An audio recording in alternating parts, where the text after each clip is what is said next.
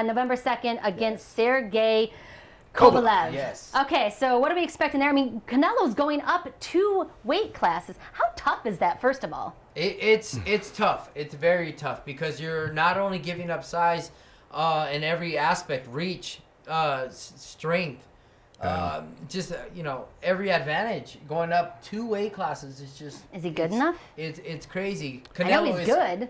Is good. Yeah, he's great. He's in his prime. He's in his prime, definitely. I think he can hold his own.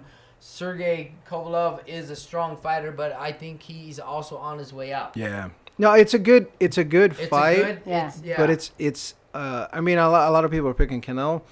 It's a risky fight because Kovalev is one of the only people in boxing right now who has consistently knocked guys down with his jab. Right. He naturally has power in that jab. So he doesn't even have to get to the power punch because Canelo can miss the second punch coming at him. But the first one, the jab, you're not always going to miss that. I mean, and Kovalev's knocked down some big boys with that shot.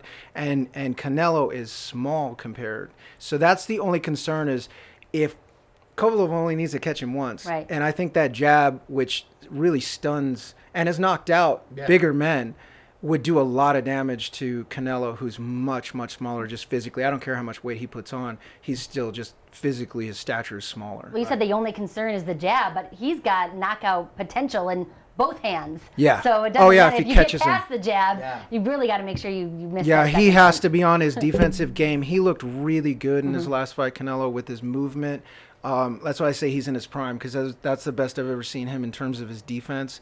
And so maybe he feels like now's the time, like he's mastered what he needed to master in order to beat a Kovalev, so Kovalev doesn't touch him. Because if he goes to the body on Kovalev, because he's a taller guy, he has that, he can get underneath and hurt him to the body. He could drop him.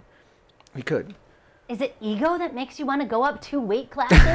I mean, what is it that in makes... boxing? The same thing we talked about earlier. It's money.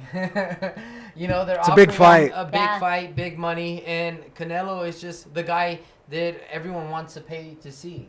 He's the moneymaker in boxing right now. He is. Gotcha. He's the number one. He's the number one prize fighter in boxing. Then again, I mean, I love his boxing. Yeah. He has good head movement. He stays inside. He knows how to work inside. The inside is his thing.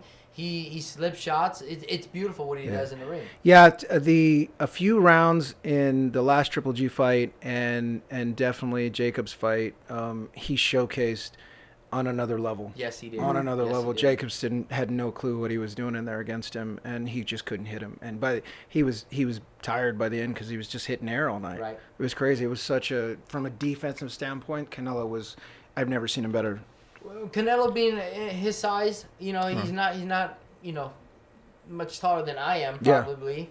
But the way he can slip a shot, stay in the pocket, and land something is just amazing. Yeah. That's talent right there. That's something that most fighters, you know, want to do. Yeah. I practice that myself, staying very, very close where you can still catch the guy on the outside. Yeah. So we've got Kovalev offense versus Canelo Alvarez defense. Yes. Yeah. It's going to be a good fight. Oh, yeah.